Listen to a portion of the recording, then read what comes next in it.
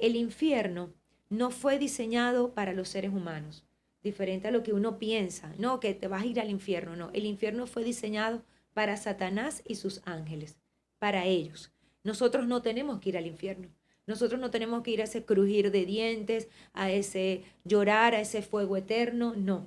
Porque el infierno no fue diseñado para ellos, para nosotros, fue diseñado para Satanás, para el juicio final, en donde Satanás y sus ángeles van a ser llevados. Pero para nosotros los seres humanos está diseñado el cielo. Para nosotros está diseñado una vida eterna con Dios.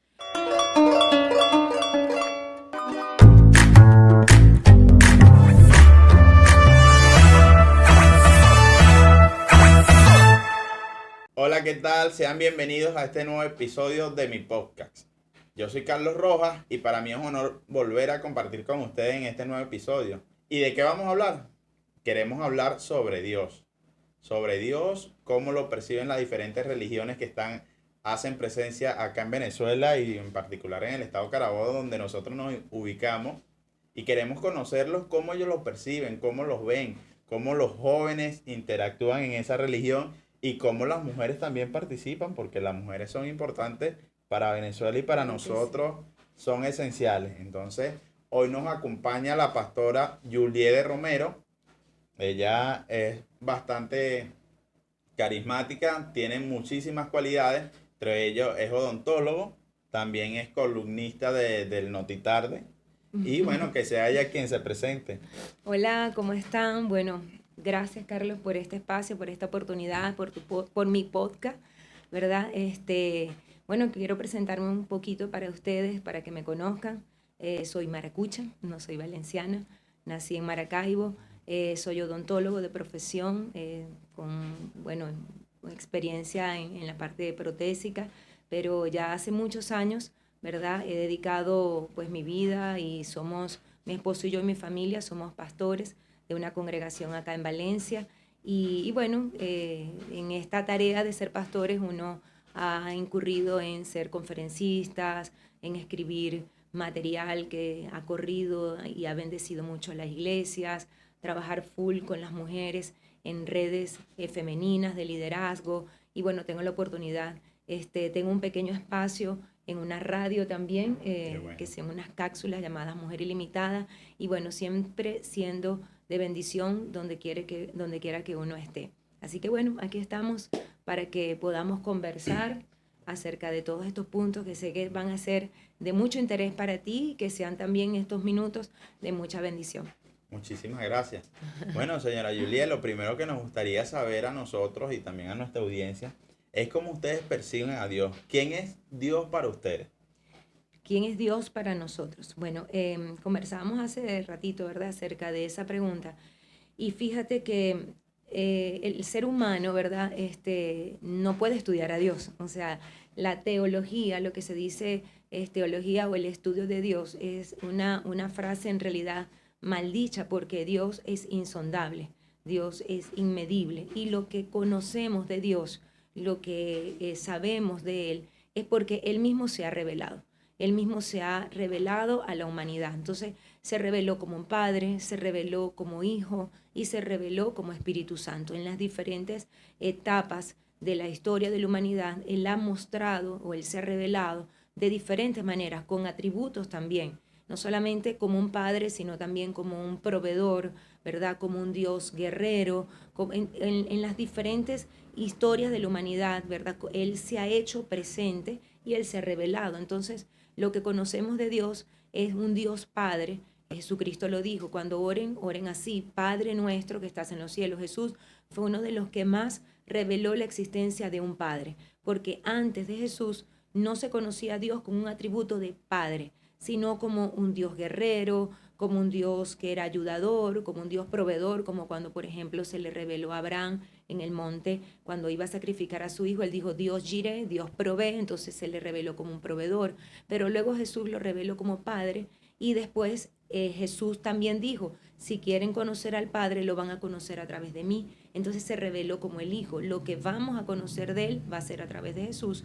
Y después Jesús también, antes de subir al cielo, dijo, y ahora recibirán al Espíritu Santo. Y ahora vamos a conocer a Dios por medio de su Espíritu. Entonces Dios es todo, es el principio, el fin, el creador de todas las cosas, el que creó, el que da vida, el que sostiene el universo, todos los planetas. Yo a veces veo ciertos artículos. De pequeña mi papá no siempre tuvo como una atracción hacia las estrellas y las cosas, y siempre hay noticias. Casualmente el 28, bueno, ahorita en febrero, tuvimos una alineación de planetas, 7 planetas se alinearon, y uno ve el universo y el ser humano estudia las constelaciones, los universos, y yo dije, por allí está Dios, en alguno de esos universos sosteniendo todo, porque Dios sostiene todo, como Él es el alfa, la omega, el principio y el fin, Él sostiene el universo, y los misterios son de Él también. Por eso es que es imposible decir, yo tengo el conocimiento pleno de Dios. Los misterios, las cosas más ocultas le pertenecen a Él, y Él los revela como Él quiere, a quien Él desea, y de acuerdo a los tiempos y a las temporadas también. Buenísimo. Entonces, Oye, sí, entonces en esencia o en resumen, ustedes creen en esa trilogía sí, Padre, Hijo Padre, y Hijo, Espíritu Santo. así es. Muy bien. Ahora bien, señora Juliet, ¿y qué le inspiró a usted a seguir el camino religioso y cómo fue ese proceso de vocación? Bueno, te cuento, Carlos. Yo comencé en este camino buscando un nuevo camino, ¿verdad? A mis 24 años de edad. A mis 24 años de edad, yo tenía, obviamente, desde muy niña, a nosotros nos habían inculcado pues la religión católica. Yo de hecho estudié siempre en colegio de monjas, estudié en colegio de sacerdotes, y esa fue mi primaria y mi bachillerato. Pero por otra parte, ¿verdad? Mi familia paterna, sí venía de la religión evangélica. Y bueno, yo tuve las dos experiencias, conocer la católica y conocer en parte la religión cristiana evangélica, por mi abuela y mi abuelo. Pero bueno, yo en realidad, fui a la universidad, pero a medida que fui creciendo, ¿verdad? Mi vida también me fue llevando a tomar decisiones en la parte espiritual. ¿Por qué? Porque mi encuentro con Jesús de una manera muy personal sucedió en una etapa de mi vida donde yo estaba luchando contra un proceso de adicción. Yo había sido durante 7 años bulímica, y eso fue una lucha que yo tuve desde prácticamente 17 años hasta los 24 años de edad, 7 años en donde tuve que buscar ayuda psicológica, busqué ayuda también, comencé con ayuda psiquiátrica, medicamentos, terapias, después pasé a la parte psicológica, y bueno, en ese proceso yo no conseguía una sanidad. Yo quería ser sana porque pues yo siempre recordaba que yo no había nacido así. Yo decía, yo no nací bulímica, yo no nací vomitando, yo no nací con esta adicción, y me habían diagnosticado un comportamiento obsesivo compulsivo. Y entonces, claro, mientras estudiaba en la universidad yo no podía entender cómo yo me había enfermado, porque yo decía, si me dicen que fue una bacteria, un virus, yo lo puedo entender, pero que mi mente se enfermó, yo no lo podía entender. A medida que fui buscando, yo recuerdo que mi hermano mayor, él fue el primero que empezó a buscar a Dios de una manera más personal. Y él empezó a hablarme a mí. Ok, yo sabía un poquito de lo que mi familia me había enseñado, un poquito de lo que la iglesia católica me había enseñado, pero en realidad no me había adentrado un poco más profundo. Hasta que, bueno, decidiendo y ellos invitándome muchísimas veces, yo le había dicho que no, siempre no, no, eso no es conmigo, eso no es para mí, eso no me gusta, eso lo que sea. Hubo un día que yo dije, bueno, empecé leyendo la Biblia. Yo dije, bueno, ¿para qué? Nadie me va a convencer, nadie, yo era como medio terca, nadie me va a convencer. Y yo dije, voy a leer yo misma la Biblia. Usted se Ah, convenció usted misma. exacto. Y mientras empecé a leer la Biblia, empecé a encontrar tantas cosas que yo no me imaginé que eso estaba allí escrito, porque en realidad yo no leía Biblia. Y hasta que yo dije, bueno, si me vuelven a invitar, yo voy a ir a la iglesia. Entonces, no me invitaban más. Y yo decía, bueno, y ahora se olvidaron de mí. Y entonces hasta que una vez me invitan, y dije, este es el día. Y fui, y realmente no era lo que yo pensaba, porque cuando yo llegué por primera vez a la iglesia, yo estaba acostumbrada a las iglesias católicas. Aquello era un grupo muy pequeñito, todo muy sencillo, cantaban así con un panderito, unas canciones, pero todo era tan hermoso y el ambiente era tan glorioso que yo llegué a ese lugar y yo sentí la presencia de Dios en ese lugar. Y lo que hice fue empezar a llorar, a llorar, a llorar. Y ahí comencé mi caminar en el Señor. Yo experimenté algo ese día que cuando el pastor, ¿verdad?, hace el llamado y dice, ¿quién quiere entregar su vida a Jesucristo? Yo pasé adelante. Y fue genuino, fue verdadero. Y a partir de allí nació en mí un deseo de leer más la Biblia, de orar, de estar allí en esos ambientes, de aprender. Y nunca más lo dejé. Mi mamá me decía, si tú vas ahí, después no vas a ir más. Y bueno, y así fue. Yo seguí, continué. Y eso no me limitó en ningún momento.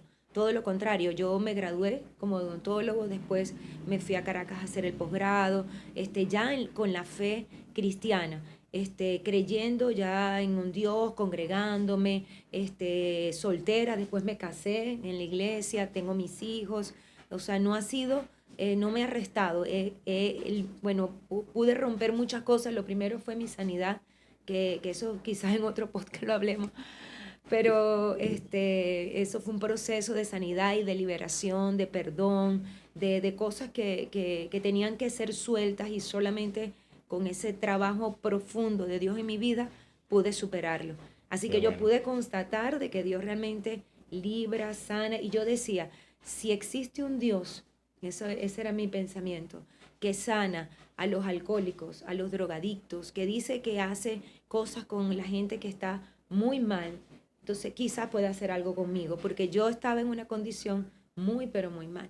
Entonces yo, claro, yo pienso que la gente no debe esperar ese estado, como siempre estamos así, que cuando ya estamos en lo peor, En lo como que último. corremos a buscar a Dios, ¿verdad? Oye, Pero interesante bastante lo que nos cuentas.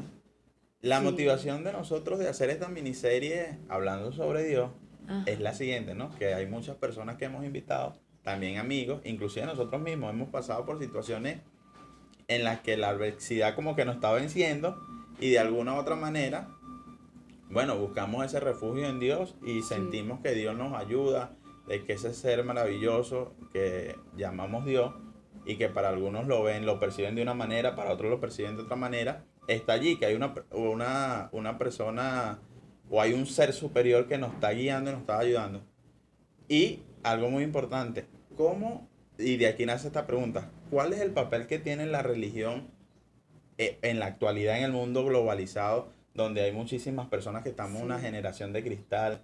Por ejemplo, en el mundo hay una tasa de suicidio muy sí, alta, señor, la gente sufre de depresión y de muchos complejos mentales, ¿no? Y sí, también señor, enfermedades y ese tipo de cosas. ¿Cuál es el papel de la religión en estos tiempos que vivimos hoy sí. por hoy? Sí, los días que vivimos son muy convulsionados. Bueno, el aumento de las enfermedades emocionales, mentales, bueno, por ahí hay una estadística que dice de 10 personas, 8 tienen algún tipo de afección en la parte emocional. Eso se ha incrementado, la ansiedad aumenta muchísimo.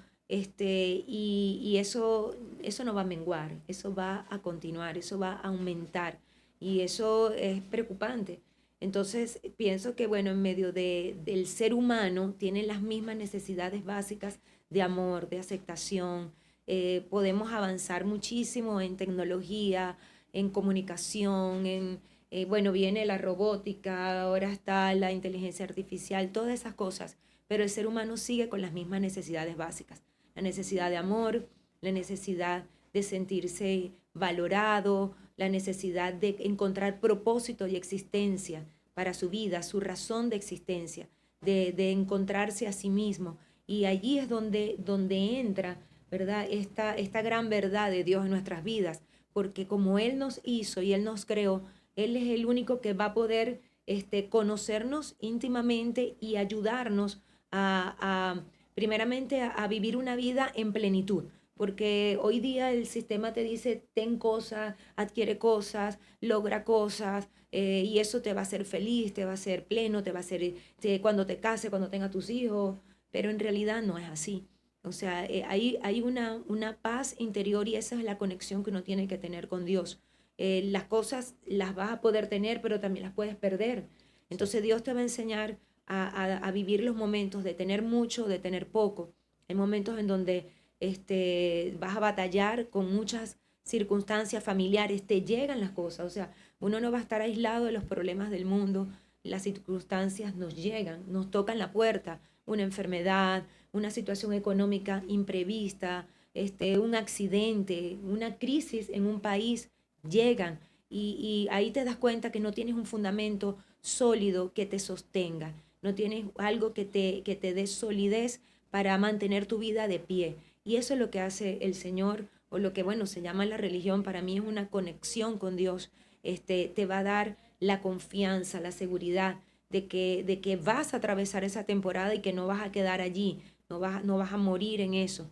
Vas a ver esperanza y futuro para tu vida. Y eso es algo que Dios revela. Eso no es simplemente teoría. O sea, mira, Dios te dice que futuro no, es algo interior que tú tienes una confianza plena en Dios, que las temporadas van a pasar. ¿Cuántas cosas hemos pasado nosotros en el país? Hemos batallado por tantas cosas, ¿verdad? Y esa seguridad nos las da el Señor, de que vamos a salir adelante, de que todo va a estar bien, de que Él tiene pensamientos de bien, que esa temporada va a pasar. Necesitamos conocer a Dios en esa dimensión. Tengamos mucho, tengamos poco, estemos atravesando cualquier circunstancia. Él es el único que puede hablar profundo a nuestro corazón, el único que Qué, lo puede hacer. qué bien que dices que el tiempo que vivimos del consumismo, ¿no? En el sentido Sí, de que Señor. nos obliga a obtener y a tener más cosas. Yo particularmente soy de los que pienso, tengo la creencia de que todo pertenece a Dios, ¿no? Por ejemplo, si Él nos da una casa, eso es de Él, y solo que nos da la opción de que nosotros la administremos Así y podamos hacer uso de ella y bueno, y ver cómo de esa manera nosotros nos beneficiamos y podemos beneficiar a otra persona. es. Sin Exacto. embargo, en Venezuela y en el mundo existen muchísimas religiones. Ujú, claro. ¿Qué, qué motiva a una persona a practicar, por ejemplo, la religión que usted practica, el cristianismo, y no otra religión? ¿O qué lleva a una persona a practicar esta religión y no otra? Bueno, en mi caso personal, yo no, quizá no voy a hablar por todo, ¿verdad? Pero en mi caso personal, yo creo que para mí fue un llamado, para mí fue un llamado específicamente. Yo no lo tenía en mi mente. O sea, algunos nacen, ¿verdad?, en una religión. Yo nací en una religión católica, pero luego vino un llamado, un encuentro. Son tiempos y ocasiones que se dan donde en mi edad de adultez yo tomé una decisión hacia qué rumbo tomar esa fe, hacia dónde yo iba a buscar esa fuente de fe para mi vida.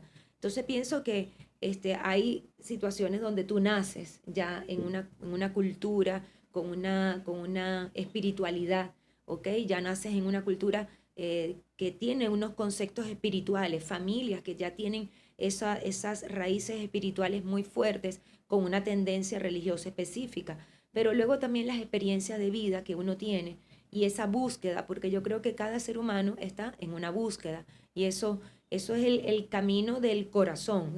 Cada persona está en un camino de una búsqueda de la verdad, de encontrarse con una paz, con un ser sobrenatural y eso es lo que va delineando pues las diferentes vertientes. Ahí están todas las diferentes religiones, como tú lo dices, y cada quien, ¿verdad?, va encontrando en ellas lo que necesita, ¿verdad? Particularmente, en mi caso fue así, como les comenté al principio. Algunos encuentran y se sienten plenos, felices, muy bien. Ahora otros están en esa búsqueda. Bueno, continúen buscando. Yo era una buscadora porque como mi situación era en ese extremo, yo dije, bueno, tengo que buscar una solución. No encontré por otro lado y dije, bueno, una solución que vaya más allá de este plano natural y lo conseguí pues de esta manera. Este, pero creo que es eso, pienso que es de esa manera. ¿Qué te Oye, qué parece? bonito que dices eso. Lo que rescato de allí es que, bueno, si las personas se sienten cómodas en un lugar, Claro, si hay plenitud para ellos, si encuentran a Dios de esa manera. Por ejemplo, yo sé de personas que están en una religión, por ejemplo, la católica, y ellos son personas que guardan principios, que creen en la palabra, que están en comunión con Dios. y si para ellos esa religión les da la plenitud y su vida, y eso uno lo puede ver en frutos. Por eso es que la Biblia dice, por los frutos los conoceréis. O sea, si tú tienes un fruto donde tu vida ha ido mejorando, ha ido creciendo en tus relaciones familiares, frutos personales, frutos financieros, frutos en todo sentido, porque tú puedes tener frutos personales en el sentido de que, bueno, ahora soy más profesional, pero te llevas mal con todo el mundo. O sea, algo está pasando. O Algo sea, está tienes que pasando. evaluarte integralmente y ver qué frutos tengo a nivel familiar. Bueno, mi familia destruida. Entonces, bueno, ¿qué camino de fe, qué camino estás siguiendo? Porque el camino te debe dar una plenitud. Y cuando yo hablo plenitud no es simplemente, oh, me siento bien y el mundo que se destruya. No, no. Eres tú un ser integrado a una vida comunitaria. Eres tú como individuo integrado a una familia. Eres tú como individuo integrado con las generaciones, con los niños, con una labor trascendente. O sea, el fruto se va a ver en todas las áreas de tu vida, qué tan efectivo ha sido esa búsqueda que tú has tenido, qué tan desarrollado has estado. Entonces, bueno, ya es cuestión de reflexionar cada quien, ¿verdad? Sí, ya es cuestión que cada quien reflexione y vea dónde obtiene esos frutos y Exacto, donde se sienta cómodo también, porque yo pienso que todo parte de respeto, ¿no? Que exactamente. todo parte de respeto y partiendo de allí podemos lograr muchísimas cosas. En tiempos pasados, las religiones eran un factor de conflicto bastante grande. De hecho, causante de algunas guerras históricamente. Revisamos la historia y vemos que algunas religiones eran causantes de guerra. Sin embargo, hoy en la actualidad se habla de diálogo interreligioso, Sí. se habla de conversación. ¿Qué piensan ustedes de eso y sobre todo cómo esos diálogos pueden contribuir a la paz? Sí, hablando un poco de la historia de la iglesia, porque es la historia que es interesante, porque el mundo tiene una escritura religiosa y, claro, hoy día las mesas de conversaciones, las mesas de diálogo son necesarias e indispensables, obviamente, porque estamos en una sociedad, en una comunidad en donde nadie puede obligar a nadie y son necesarios, pero el mundo sigue siendo permeado por la espiritualidad. Este, ya que, por ejemplo, cuando vamos atrás, ¿verdad? Lo que se llamaban las cruzadas, era para imponer una religión, pues sucedió así, vamos a contar un poquito de historia.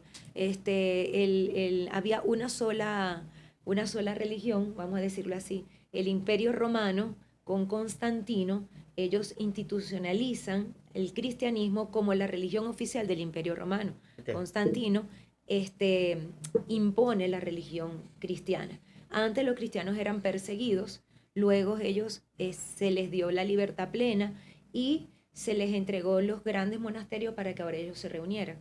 Pero entonces, al ser ahora la religión, ellos tenían que ser obligatoriamente cristianos, aunque tú creyeras en otra religión. Era Entonces, obligatorio, ¿no? exacto, allí entonces hubo persecuciones a los que no creían en el cristianismo.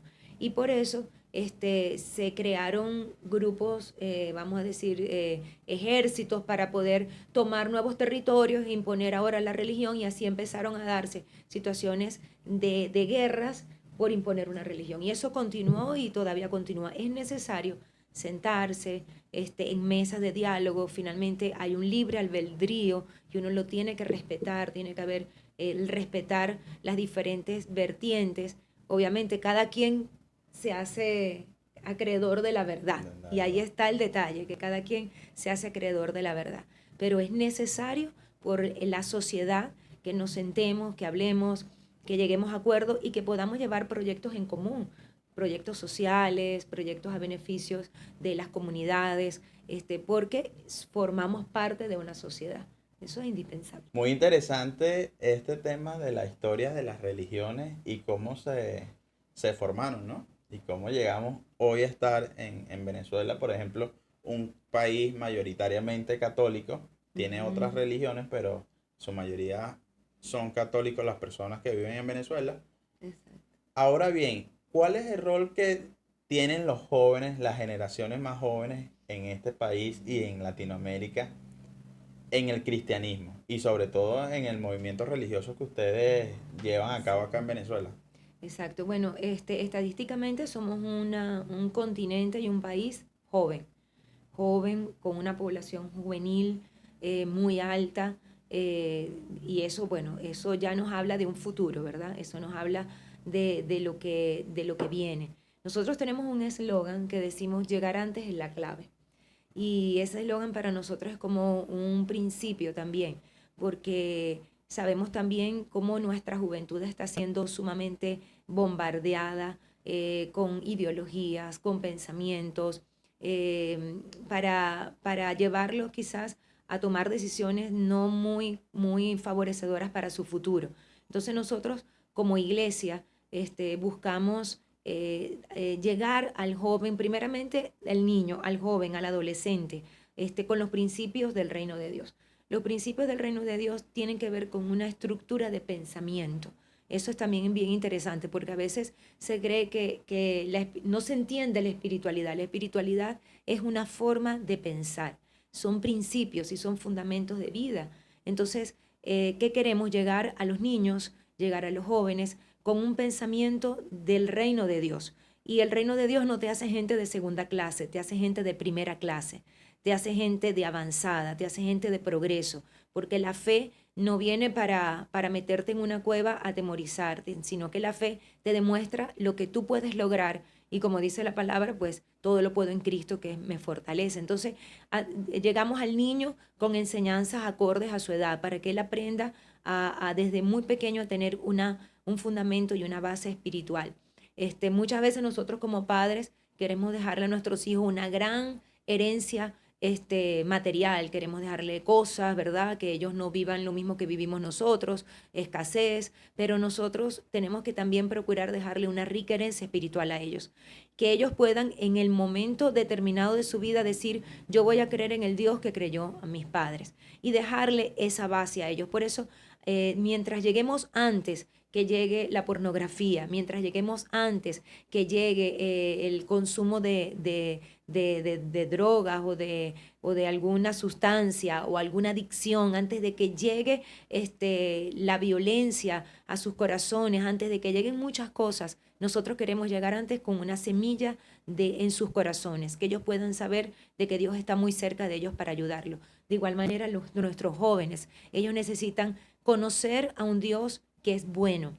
Muchas veces se ha enseñado un Dios castigador, un Dios que castiga, un Dios que es malo, que los está persiguiendo con un arpón para apoyarlo, porque desde el cielo les va a mandar un rayo que los va a destruir, que no los quiere, que no los ama, y no es así. Nuestro Dios es un Dios que ama y nuestros jóvenes necesitan saber eso, sin condenación, sin culpa y el potencial que ellos tienen. Primeramente Dios cree en ellos, o sea, son hijos de Dios en primer lugar. Entonces, llegar a nuestros jóvenes es vital. Nosotros trabajamos fuertemente para trabajar con los niños y eso habla de iglesias niños, iglesias jóvenes, llegar a ellos con un mensaje diferente, enseñarles lo que es el valor familia, el valor trabajo, el valor estudio, todos esos valores, el valor excelencia, para que ellos sean una generación de avanzada. Y yo creo que esto forma un país también. Cuando nosotros llegamos a los jóvenes con estos principios y estos fundamentos, estamos formando países fuertes. Eso de que la religión es el opio de la sociedad, yo viéndolo quizás desde una religión, no sé, castradora, un limitante, pero cuando tú ves que el reino de Dios es expansión, es expansivo y que Dios te envía a alcanzar los montes de la sociedad, entonces el reino de Dios no es un opio, el reino de Dios es la sanidad para la tierra, es la respuesta para las familias desamparadas, para los niños, para la desesperanza. Entonces, por eso es tan importante seguir enfocándonos en este grupo etario, porque el futuro de nuestro país está en sus manos. Qué bueno, qué bueno. Súper interesante todo lo que nos cuentas acerca de cómo ustedes le dan un rol protagónico a los jóvenes, a los niños Sí. en su organización. Sin embargo, hablando del opio, hay muchas personas que tienen críticas bastante profundas sobre la religión y en particular sobre la religión cristiana. ¿Cómo ustedes manejan las críticas? Por ejemplo, una de las críticas muy profundas que vemos no solo en el día a día, sino también en redes sociales, es el tema del diezmo. ¿Cómo se maneja este tema del diezmo en la iglesia de ustedes? ¿En qué se utiliza? ¿Cómo es este tema del diezmo? Y también, ¿dónde dice la Biblia? Porque hay gente que son cristianos que dice, si hay que diezmar, hay personas que son cristianos que dicen, no, no hay que diezmar. Entonces, ¿cómo se maneja esto? El tema del diezmo y el tema de las ofrendas, el tema de la administración financiera, nosotros entendemos que esas son cosas muy delicadas, muy delicadas. Voy a hablar primeramente por la palabra de Dios. El diezmo en realidad es parte de la ley. La ley, cuando tú lees la Biblia, ¿verdad? Tú te das cuenta que Dios lo instituyó como una ley para el pueblo de Israel. En primer lugar, el pueblo debía entregar sus diezmos. Pero si vamos un poquito más atrás, quien diezmó por primera vez fue Abraham. Él fue el primer diezmador. Y él lo hizo no por ley, porque no existía el Pentateuco, lo que hoy conocemos como el Pentateuco, los 5 primeros libros de la Biblia, no existía. No había, no había nacido Moisés, Moisés fue el que recibió las tablas de la ley. Entonces, Abraham lo hizo como una revelación. Ahora, ¿qué era el diezmo? En el antiguo Oriente, cuando Abraham fue llamado por Dios, ¿verdad? Ya existían tribus nómadas. Abraham era un nómada que vivía en carpas y si tú ves la historia de Abraham, él iba de un lugar a otro. Pero también habían, ¿verdad? Merodeadores, como decir piratas que llegaban y los asaltaban, les quitaban todo el ganado, se llevaban todos los bienes. Entonces ellos acostumbraban a pagar una dote de un 10% a los reyes para que esos reyes les dieran protección. Entonces, como Abraham, ¿verdad? Era un nómada que vivía en carpas con su esposa, sus hijos, con su ganado y con todo lo que tenía, él, ¿verdad? Tenía la costumbre del oriente era dar esa dote. Resulta de que hay una historia cuando él diezma por primera vez al rey de Melquisedec, que es la figura de Dios, ¿verdad? Porque él va a una guerra, a una batalla, y libra a su sobrino Lot de esa batalla. Y él se da cuenta que era imposible que él hubiese ganado por su propia fuerza esa batalla. Eran 5 reyes, 5 ejércitos y él con un poquitico así, él logró ganar esa batalla. Cuando él regresa de la batalla, regresa con un botín de guerra muy grande. Y entonces se le aparecen 2 reyes. Se le aparece el rey de Sodoma y Gomorra y se le aparece el rey de Melquisedec. Entonces los dos querían hacer trato con Abraham. Ahora Abraham venía con un botín, ¿ok? Y ahí vienen los reyes ahora a decirle, bueno, venimos por nuestra dote. Entonces él decide entregarle el dote al rey de Melquisedec. La rey de Melquisedec era el sacerdote, se le consideraba un sacerdote sin tiempo de principio ni tiempo de final, era la figura de Cristo. Entonces allí él entrega por primera vez un diezmo. Abraham es el padre de la fe. Después de eso viene la nación de Israel, los principios del diezmo se establecen. Cuando Jesús viene, o sea, el diezmo viene del Antiguo Testamento. Cuando Ok. Jesús viene, Jesús le habla a los fariseos y les critica lo siguiente, porque los fariseos diezmaban, ¿verdad? Pero ellos no ayudaban al pobre, al necesitado. Entonces Jesús les dice, ustedes que están diezmando del eneldo, de los granos, están haciendo esto, no lo deben dejar de hacer, pero no deben olvidarse de lo otro, de la misericordia. Entonces Jesús no abrogó el diezmo. Él no dijo, no, no se va a diezmar. ¿Qué representa el diezmo? Representa protección. Ahora, el diezmo usted lo tiene que hacer por revelación. O sea, nadie le pone una pistola a usted para que usted entregue los diezmos. O sea, yo entrego mis diezmos porque a mí se me reveló. Porque yo sé que de cuando yo entrego mis diezmos, aunque lo reciben personas naturales en esta tierra, la Biblia dice que eso lo recibe Dios en los cielos. Obviamente, ¿para qué se usan los diezmos? Para los gastos de la congregación, para la extensión del reino de Dios, porque nada de lo que se hace para el reino de Dios es gratuito, obviamente. O sea, cualquier actividad, cualquier funcionamiento de la iglesia implica finanzas. Hay que cubrir gastos de personal, hay que cubrir gastos operativos, logística, o sea, equipos como estos, sonido, todo para que el reino de Dios pueda extenderse. Entonces, se usa en la tierra, pero se usa con ese objetivo para la extensión del reino de Dios. Entonces, se sigue entregando los diezmos por revelación, aunque trae un gran beneficio y cada quien lo va a experimentar. Pues, o sea, el que no diezme experimentará, probará un día. Es más, Dios dice en la Biblia, probadme en esto, a ver si no abriré las ventanas de los cielos y derramaré sobre vosotros bendición hasta que sobreabunde. O sea, Dios te dice, si no lo crees, no, pero si quieres probarlo, pruébalo para ver qué tal te va a ir. Y te digo algo, o sea, siempre Dios sorprende y da un beneficio plus a las personas diezmadoras. Ahora, ¿no quieres diezmar? No diezme, no hay problema, pero ya eso es un asunto tuyo con Dios. Ahora, ¿qué se hace con los diezmos? Se administran, se usan. La iglesia en Venezuela siempre ha vivido de diezmos y de ofrendas. Ha vivido en el sentido de que ha administrado esos recursos para todo lo que la iglesia hace. No tiene presupuesto del Estado, es por el apoyo y el aporte de gente que cree en el proyecto del reino de Dios y lo financia y lo hace crecer. Y uno que está de este lado, ¿verdad? De este lado de acá, le puedo decir que uno no se involucra en esta tarea de ser un pastor, lo cual es bien complicado por hacerse rico. Esto es un llamado de Dios. O sea, esto no es con la finalidad de vengo en el proceso de ser millonario y de falcar a todo el mundo en la iglesia y quitarle a todo. No, eso no es verdad. O sea, en realidad uno es el más sembrador. Yo creo que el número uno de siembra en la congregación es uno, el pastor. O sea, el primero en sembrar, el primero en dar, el primero en entregar es el mismo pastor. Ahora, no, yo no puedo decir que haya gente que haya malversado, mal usado, que hayan dejado malos testimonios acerca de esto, pero alguien por ahí una vez dijo, o sea, usted va a una peluquería, te cortaron mal el cabello, no por eso te vas a dejar la peluca hasta aquí, ¿verdad? Vuelves a ir a otra peluquería. O sea, Claro. el hecho de que hayas tenido o que Esa mala haya experiencia. mala experiencia o que hayas visto malversación, mal uso, no significa de que nunca más vayas a ir a una peluquería a cortarte el cabello. O sea, el reino de Dios crece y avanza por el aporte de gente generosa.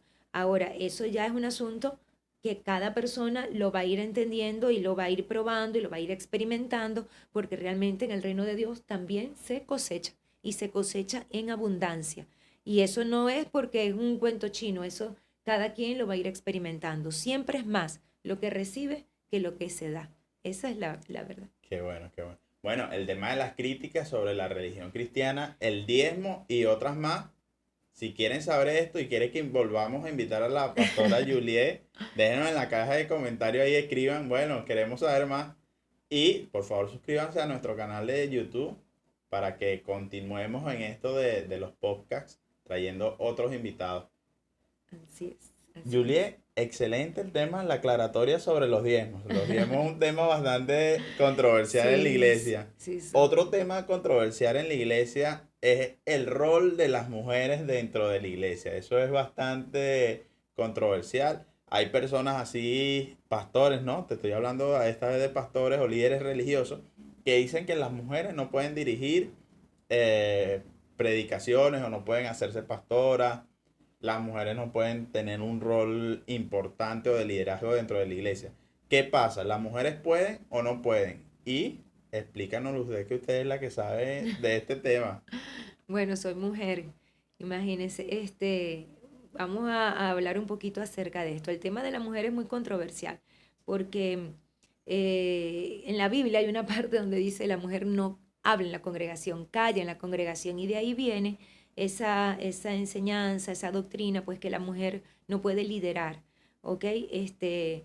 A medida que ha avanzado la revelación, porque mira, la iglesia ha avanzado también en su revelación, ha avanzado en la revelación. Yo creo que una de las grandes revelaciones que vienen desde los años 1970, por allí, es el rol o usar a la mujer, era como que tenías a la mayor parte de tus soldados sentados, ¿ok? Tenías la mayor parte de tus soldados en la banca, y se dieron cuenta que la iglesia avanza mucho más aceleradamente cuando involucras a las mujeres en el ministerio, en la tarea, en la obra, por las cualidades que tenemos pues las mujeres en cuanto a sensibilidad, en cuanto a responsabilidad, detalles, una cantidad de cosas pues que nos hacen como muy pastorales, o muy buenas para guiar y aconsejar, y sobre todo por este don de hablar, ¿verdad? Las mujeres Sí. tenemos mucho don de hablar y de comunicar las ideas. Entonces, se les empezó a dar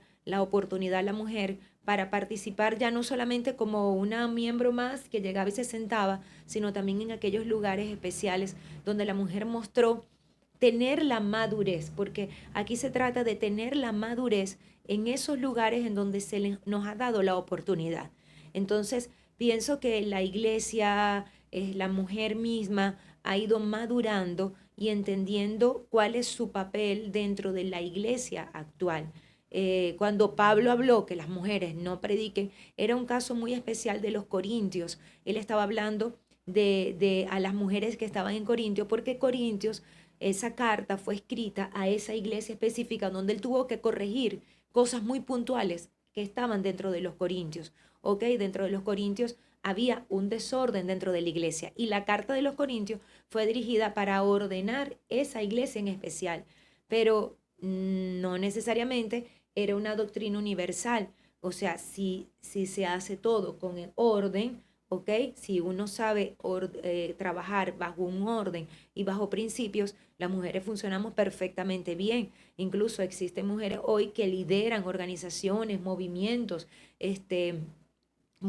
escritoras de libros, que todo comienza con ellas y ellas son el motor impulsador, como el caso de Joyce Meyer, una escritora de libros, y todo el ministerio es el ministerio de Joyce Meyer, Catherine Kuhlman, o sea, mujeres que lideraron y movimientos y épocas en la historia de la iglesia que marcaron un antes y un después. Entonces, hoy día, las mujeres hemos entendido más nuestro rol dentro de la iglesia. Algunas somos pastoras, no porque soy la esposa del pastor, es porque entiendo mi llamado como pastora. ¿Ok? No es que yo me hago pastora. Por ser la esposa Oh, del sí, porque pastor. soy la esposa del pastor, bueno, ¿qué más? No tengo otra opción que ser la esposa del pastor. Pues no, no, no. Es porque yo asumo mi llamado, porque yo asumo el llamamiento de Dios para mi vida. O sea o no sea la esposa del pastor, ese es mi llamado. Entonces, hemos entendido y hemos madurado las mujeres, hemos sabido trabajar al lado del hombre también, ¿ok? Porque hay que saber trabajar al lado de un caballero, eso es como una familia, ¿ok? O sea, uno tiene que saber trabajar con un coigual, pero que tiene otro sexo diferente. Entonces, tenemos que en la iglesia saber trabajar hombre-mujer y saber desarrollar nuestros dones bajo el orden de Dios. Entonces, las mujeres ahorita ocupamos lugares muy importantes dentro de la iglesia.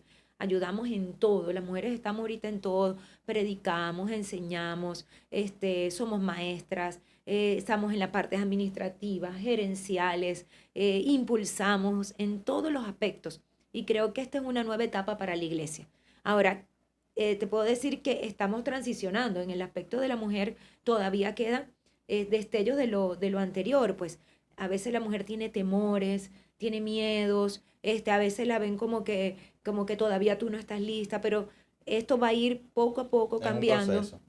Sí, poco a poco cambiando, una mujer va a ir ayudando a otra mujer, una mujer se va constituyendo también en un modelo para otra, pero siempre no para traer caos, no para traer competencia, no para hacer, bueno, quítate tú que ahora aquí vengo yo, pues yo soy la que mando, no.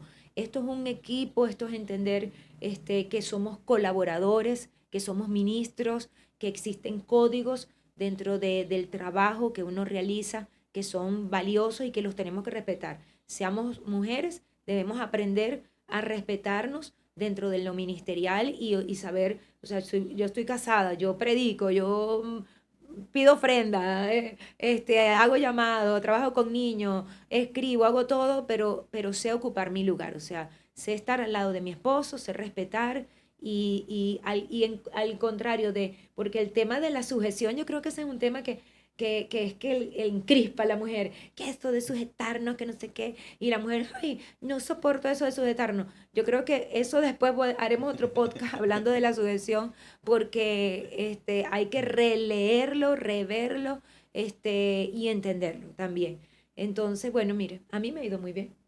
Qué A mí me bueno, ha ido nos muy bien. alegra que le, En que mi le vaya muy familia, con mi bien. esposo y con el ministerio, Sujetada. sujeta y con muchos beneficios también. Qué bueno, qué bueno. Excelente que el tema de la sugestión, de sujetarse y el tema de... Hay muchísimos temas. El tema de la mujer en la religión, hay quienes están a favor, hay quienes están en contra. Inclusive las propias mujeres, hay algunas que dicen que no, otras que dicen que sí. Es Mira, un tema bastante una largo. experiencia que tuve para aquí complementar una vez, hace unos años viajé a Argentina y me tocó predicar en un ministerio, era una reunión solo para pastores. Entonces era el pastor con su pastora, puras parejas de pastores, era toda la organización y van a estar todas las parejas. Y claro, para ellos tener una mujer predicándole, ¿ok? Era como que me dieron varias instrucciones cuando esté allí. De hecho, yo creo que me había puesto un jean, porque era entre semana, en la noche. Yo me fui con una chaquetica y un jean así como medio Sencilla. sencilla y medio casual así. Y me dijeron, antes de todo, póngase algo más formal. Yo, ok, está bien, fui, me puse pantalón de vestir, toda así de chaqueta, toda así, más seria. Y yo decía, Dios mío, ayúdame porque este escenario está complicado.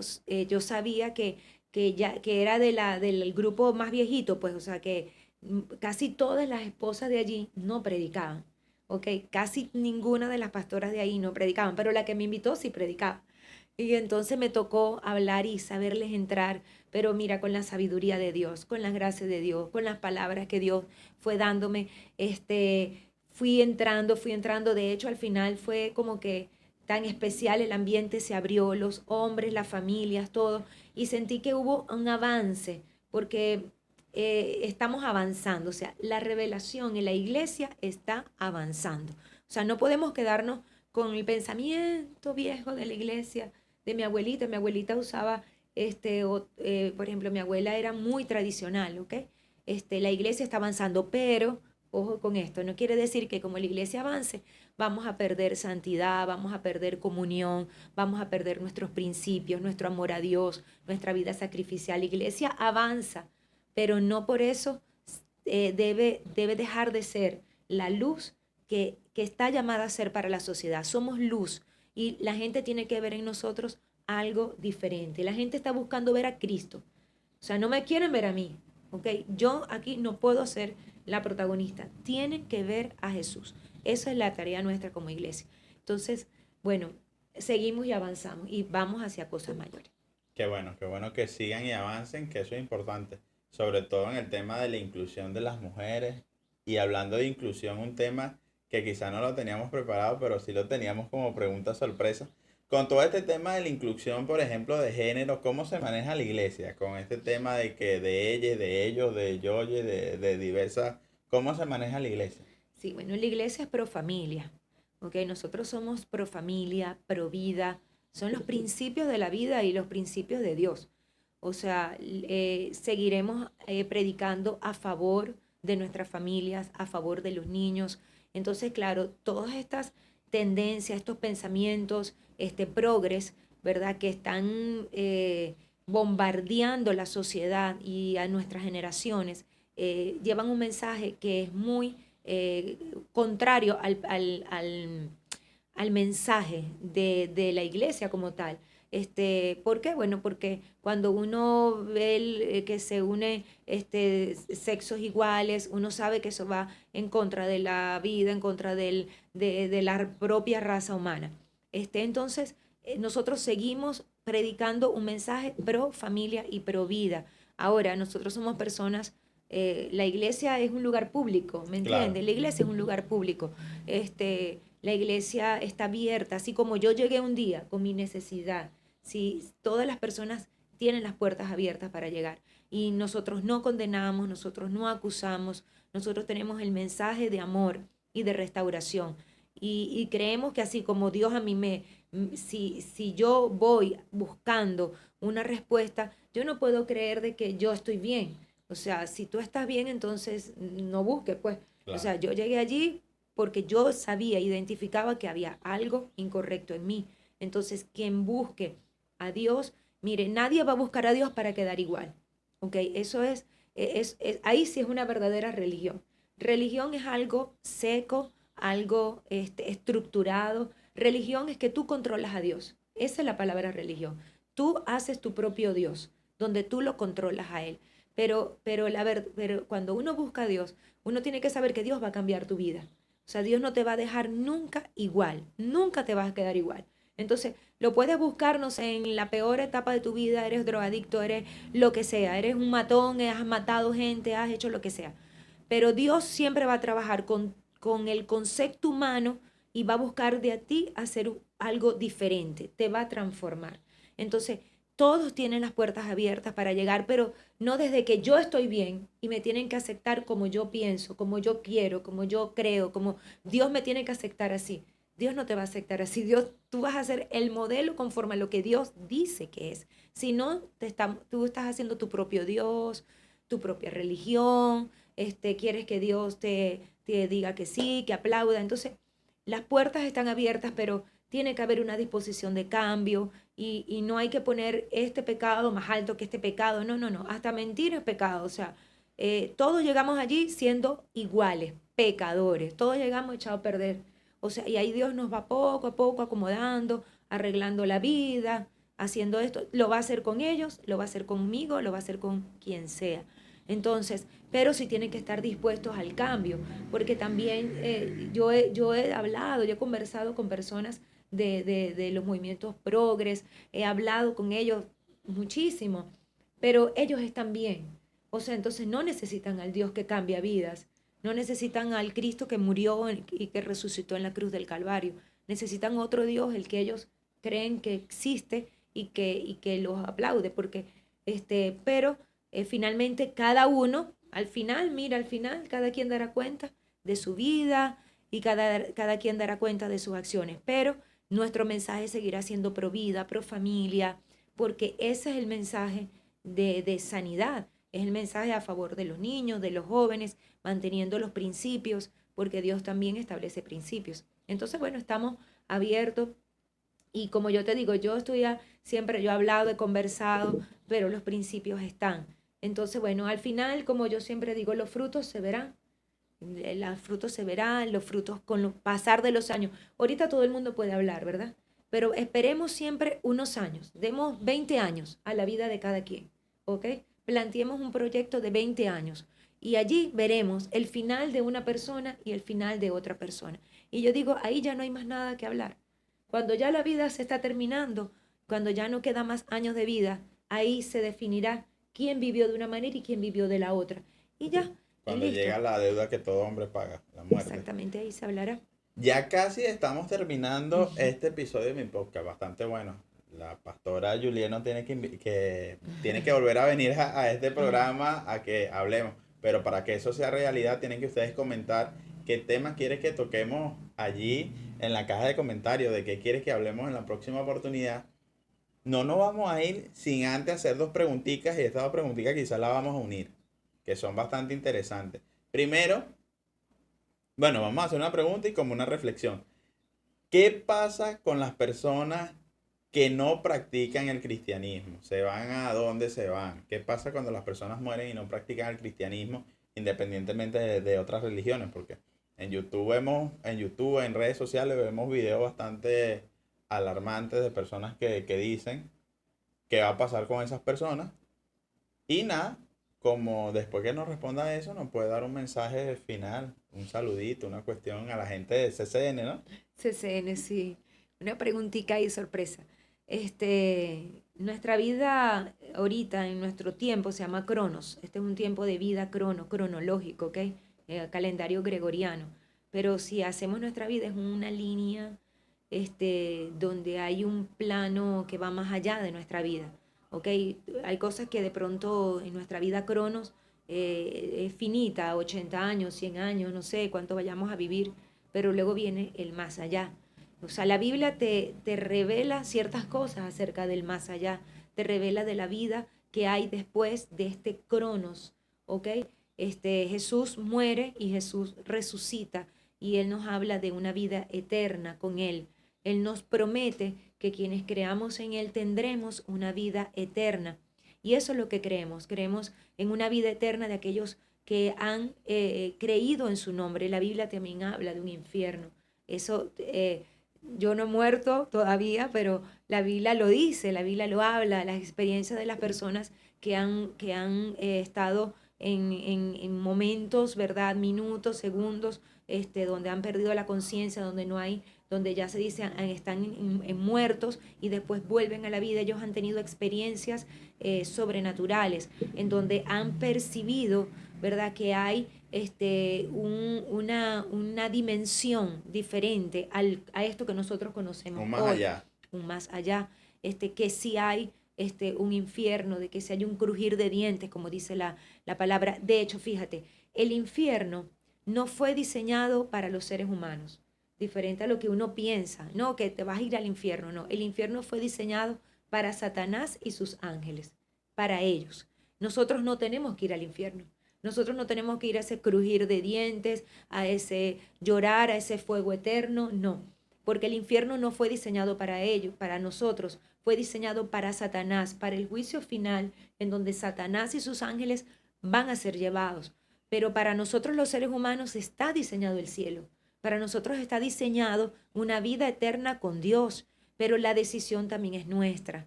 Ahora, ¿qué hizo Jesús? Jesús demostró que había una vida después de la muerte, cuando Él resucitó. Existe vida después de la muerte. Y el que te guía, el que te garantiza, el que te abre la puerta y el camino, Jesucristo lo dijo, yo soy el que abre ese camino. Ahora, cuando hay una historia, una historia que Jesús cuenta de un Lázaro, ¿verdad? De un hombre rico y un Lázaro que era muy pobre, estaban en la puerta, el Lázaro, el pobre le pedía, dame un poquito de comida y el rico no le daba, entonces dice que los dos murieron. Entonces dice que el pobre fue al cielo y el rico se va al infierno. Entonces dice que el rico en el infierno le empieza a gritar al pobre y le dice, dame algo, ayúdame. Entonces le dice, bueno, ya no te puedo ayudar. Tuviste todos tus bienes en vida y él no tuvo nada. Ahora él está en la gloria conmigo y tú estás allá abajo. Entonces, bueno, manda a mis familiares para que vayan y le digan, manda a alguien, manda un profeta para que le hablen a mi familiar y les advierta. Eso está en la palabra. Y entonces dijo, no, ya tienen a los profetas, que crean en ellos. Entonces yo creo que las señales están dadas para creer en un Dios vivo, en un Dios que nos guía después de la muerte, como dice la palabra. Él nos guiará después de la muerte. La muerte es un estado que todos vamos a atravesar. No hay que tenerle miedo a la muerte. La gente que le tiene miedo a la muerte es porque no tienen la seguridad de que hay una vida con Dios después de la muerte. No saben a dónde van a ir. Entonces tienen asuntos pendientes, cosas que no han solucionado de este plano y tienen temor. Pero cuando tú sabes hacia dónde tú vas, tú sabes que un día llegará ese paso de darlo y Dios te guiará después de la muerte a su presencia. El infierno no fue diseñado para nosotros. Así que ninguno puede escoger. Escojamos la vida eterna con el Señor. Una persona que no sea cristiana puede ir al paraíso. Con Jesús. Con Jesús. Y si no es cristiano, por ejemplo, no cree en Jesús. Ahí está el detalle. Jesucristo lo dijo. O sea, Jesucristo lo dijo, yo soy el camino, la verdad y la vida. Nadie llega al Padre si no es por mí. Y ese ha sido el punto de discusión. ¿Será? ¿No será? Yo escojo el camino de Jesús. Okay. Cada quien escoge el camino que quiera escoger. Yo escojo el camino de Jesús para llegar al Padre. Si ese camino que tú tienes te asegura llegar al Padre, pues síguelo. Veremos. Yo escojo el camino de Jesús porque esas fueron sus palabras. Él fue el que resucitó y Él es el que me da más garantía por fe y por revelación de que es el camino. Ahora, existen otras religiones que también dicen su manera de cómo llegar al cielo, ¿ok? Hay otros que piensan que van a llegar al cielo de otra manera, pues entonces ya se verá. Mi creencia, mi fe es el camino que abrió Cristo a través de su sacrificio perfecto, que fue la sangre que Él derramó. Dice que se abrió un camino nuevo y perfecto al Padre y que Él es el camino para llegar al Padre. Entonces, ahí está la polémica, pues. Ahora, si uno quiere, ¿verdad?, sentarse a llegar a acuerdos y no hay que buscar los puntos de desacuerdo. Eso es como en todos lados. Si tú quieres llegar a acuerdos, no toques puntos de desacuerdo. Entonces, ¿por qué? Porque cada quien va a mantener sus principios, pero lleguemos a los acuerdos sobre lo que sí podemos llegar a acuerdo. ¿Cómo cuál? Bueno, como por ejemplo factores pro vida, factores pro familia, factor progreso, país, interés sociedad. Esas son cosas que normalmente nos van a llevar a un acuerdo, como por ser humano, porque son leyes humanas, como ver el derecho de la vida, son acuerdos, ¿ok? Y esos son los mejores puntos, porque después cada quien llegará a su trinchera y seguirá en su fe, creyendo lo que cada quien cree y practicando, porque aquí no se trata de que sé tú como yo. O sea, en los acuerdos no puedo intentar de que tú seas como yo. ¿Ok? En los acuerdos yo tengo que aceptar los puntos de acuerdo y las diferencias, dejarlas allí. Pero bueno, aquí está polémica y cada quien desde su punto de allá, de donde nos está viendo y oyendo, usted tome su decisión, Y comente aquí que algo su ahí. conclusión y bueno. Bueno, yo te iba a decir lo que yo pienso con respecto a eso. O sea, primero el respeto, ¿no? Respetar que cada persona, y lo decías tú al principio, el libre albedrío de cada Ujú. quien. Que cada persona tiene ese libre albedrío de decidir qué y qué quiere ser, ¿no? Y ahora bien, y también siempre y cuando esa persona no dañe a otra persona con Exacto, esa decisión de qué y qué quiere ser, está en exacto. su libertad.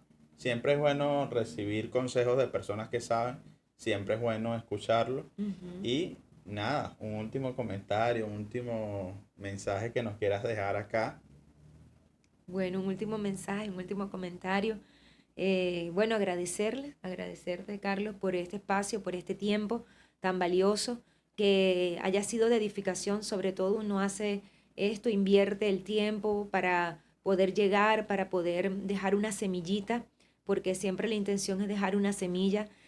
Somos ganadores, siempre eso es como que usted está en una tarea de ganar y somos ganadores y queremos dejar una semilla que te dé la curiosidad de oír un poquito más, de aprender un poquito más y de buscar un poquito más. Y si tú estás así como era mi caso, buscando una respuesta, una ayuda, eh, te puedo recomendar que sigas el camino de la verdad a través de nuestro Señor Jesucristo. Esa es la última reflexión que te puedo dar y bueno, que te puedas encontrar con ese Dios maravilloso que tiene cosas buenas para entregarte.